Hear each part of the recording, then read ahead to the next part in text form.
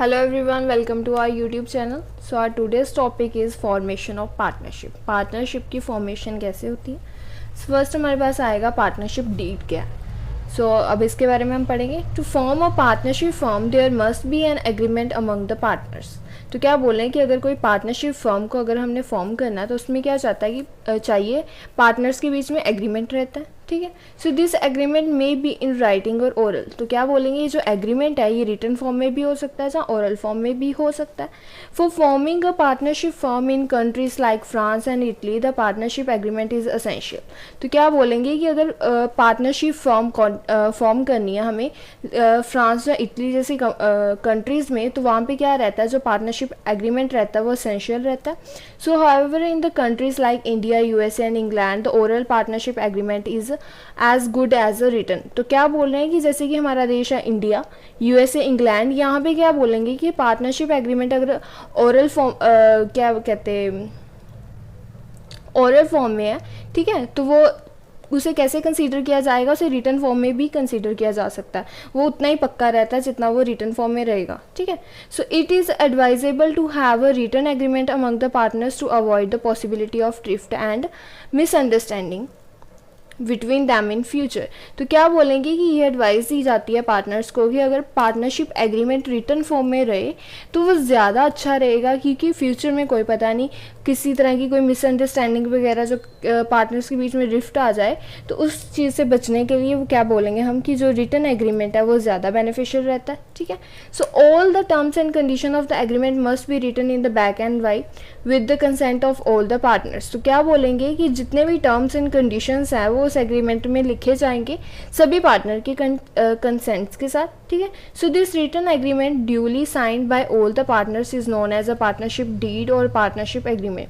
तो क्या बोलेंगे, ये जो रिटन एग्रीमेंट जो पार्टनर साइन करेंगे, ठीक है, जिसमें अपने सारी डिटेल्स वगैरह कंसेंट वगैरह लिखेंगे, उसे हम पार्टनरशिप डीड या पार्टनरशिप एग्रीमेंट के नाम से जानते हैं.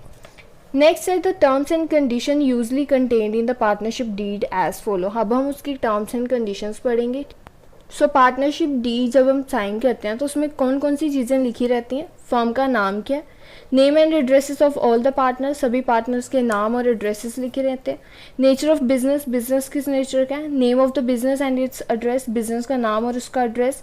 The amount of the capital to be contributed by each partner, किस पार्टनर ने कितनी कैपिटल कंट्रीब्यूट की है उसके बारे में लिखा जाएगा. Loans and advances by the partners, सारे लोन्स एंड एडवांसेस के बारे में लिखा जाएगा. Rate of interest payable on loan and advances from partners, उन लोन और एडवांसेस पर जितना भी रेट ऑफ इंटरेस्ट पार्टनर्स ने पे किया उसके बारे में लिखा जाएगा. सैलरी और commission payable to partners for services rendered, जो भी सर्विसेज उन्होंने प्रोवाइड किया उस पर उन्हें सैलरी और कमीशन कितनी पे की जाएगी.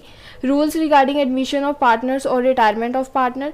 तो अगर किसी न्यू पार्टनर की एडमिशन करनी है जहाँ उसकी किसी पार्टनर की रिटायरमेंट हो रही है तो उस पर रिलेटेड रूल्स एंड रेगुलेशन क्या रहेंगे. Matters relating to the withdrawal से रिलेटेड क्या मैटर रहेगा. Allocation of rights, duties and liability, rights duties क्या रहेंगी, उसकी लाइबिलिटीज़ क्या रहेंगी सबकी. प्रॉफिट और लॉस शेयरिंग रेशो क्या रहती है. Procedure for removal of partner, अगर किसी पार्टनर को रिमूव करना है तो उसका क्या प्रोसीजर रहेगा. Agreement when a partner become insolvent, अगर कोई पार्टनर इंसॉल्वेंट हो जाता है तो उससे रिलेटेड एग्रीमेंट क्या रहेगा. Rate of interest on capital, interest on capital rate क्या रहेगा. ड्यूरेशन ऑफ पार्टनरशिप, उस पार्टनरशिप की ड्यूरेशन क्या रहती है. ठीक है, ये सारी चीज़ें उसमें रहती हैं. So the above list of the consent of partnership deed is not the final list. जितनी भी ये जो लिस्ट हमने पढ़ी है इसे हम फाइनल लिस्ट नहीं बोलेंगे. The partners can add or delete any clause from the partnership deed with the mutual consent. अगर इनमें से कोई भी चीज़ उन्होंने डिलीट करनी है या उसमें कुछ भी ऐड करना है तो अपने म्यूचुअल कंसेंट के साथ उसे क्या कर सकते हैं, उस पर काम कर सकते हैं. So the term and condition contained in such agreement are known as the article of partnership.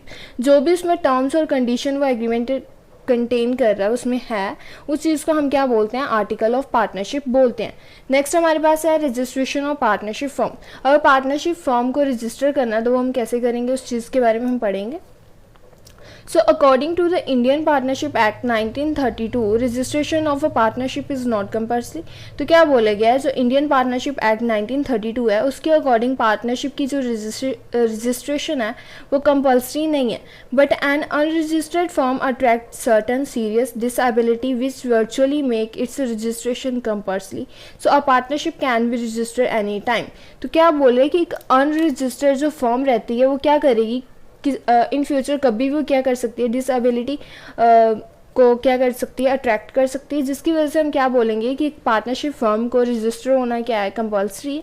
ठीक है, उसके अपने बेनिफिट के लिए. तो क्या बोलेंगे, अगर पार्टनरशिप फर्म है रजिस्टर करना चाहती है तो वो किसी भी टाइम अपने आप को रजिस्टर कर सकती है. Next procedure for registration. अगर रजिस्ट्रेशन करनी है तो उसका प्रोसीजर क्या आएगा. Filling of application.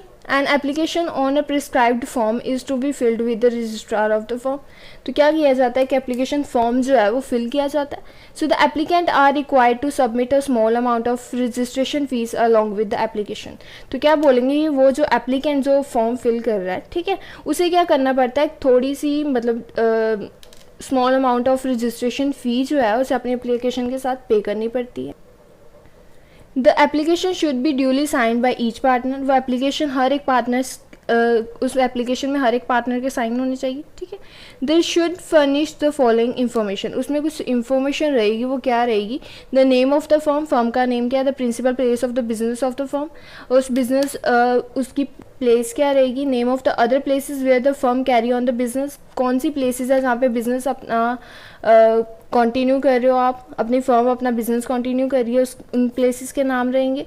The date on which the business is commenced, कौन सी तारीख को बिजनेस स्टार्ट किया गया था. The date on which various partner join the firm, सभी पार्टनर्स ने कब ज्वाइन किया, वो उस चीज़ से रिलेटेड डेट चाहिए उनकी. Name and addresses of the partner, सभी पार्टनर्स का नाम और एड्रेस चाहिए.